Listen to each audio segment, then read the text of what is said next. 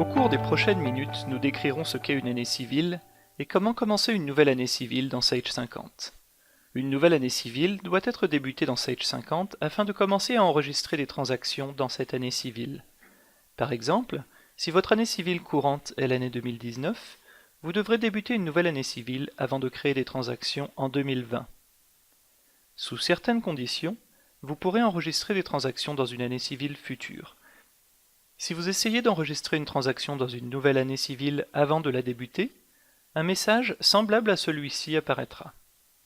Débuter une nouvelle année civile aura les conséquences suivantes. Montant cumulé à ce jour des employés remis à zéro. Les calculs automatiques de la paye sont seulement pour l'année courante. Et les rapports de fin d'année de paye sont pour l'année courante et précédente seulement. Lorsque vous débutez une nouvelle année civile, les montants cumulés à ce jour des employés pour les impôts, les revenus, les retenues, la CNESST et les autres charges de l'employeur sont déplacés vers l'année précédente et remis à zéro.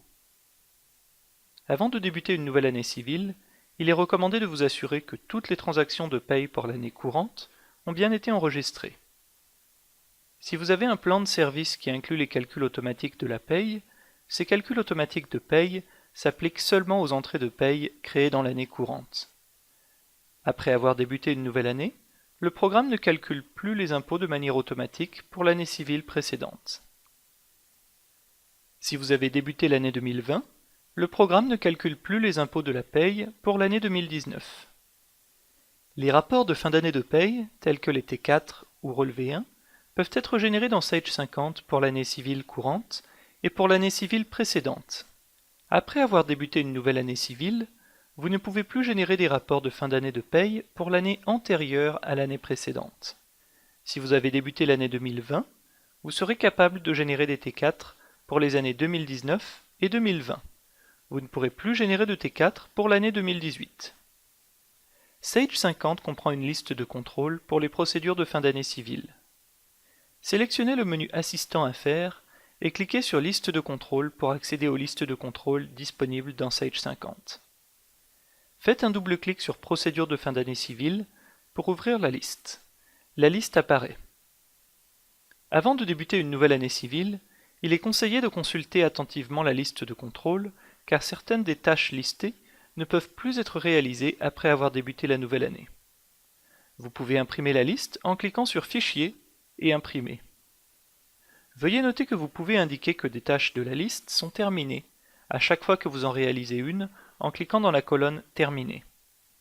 Selon les besoins de votre entreprise, vous pourriez ne pas avoir besoin de réaliser toutes les tâches de la liste. Vous pourriez également avoir d'autres tâches à ajouter à la liste. Toutes les listes de contrôle disponibles dans Sage 50 peuvent être personnalisées. À partir de la fenêtre Liste de contrôle de procédure de fin d'année civile, cliquez sur n'importe quelle tâche pour la modifier ou la supprimer. Cliquez sur n'importe quelle ligne non utilisée pour ajouter une tâche à la liste. Après avoir modifié la liste, cliquez sur Enregistrer. Nous allons maintenant débuter une nouvelle année civile. Pour débuter une nouvelle année civile, cliquez sur Maintenance et sélectionnez Débuter nouvel exercice année civile. Si votre exercice fiscal ne coïncide pas avec votre année civile, cette fenêtre apparaît. Nous sélectionnons Année civile et cliquons sur OK. Lorsque le programme vous propose de créer une copie de sauvegarde, nous vous recommandons fortement de cliquer sur Oui, puis OK pour compléter les étapes de création d'une copie de sauvegarde. Nous entrons les renseignements pour la copie de sauvegarde, puis nous cliquons sur OK. Après avoir débuté la nouvelle année, ce message apparaît. La nouvelle année civile est maintenant créée. À ce moment, selon les tâches à réaliser dans votre liste de contrôle de fin d'année civile, vous pourriez avoir besoin de réaliser d'autres tâches telles que la mise à jour des crédits d'impôt des employés ou les taux CNESST. Avez-vous réussi à débuter une nouvelle année civile? Félicitations, vous savez maintenant comment débuter une nouvelle année civile.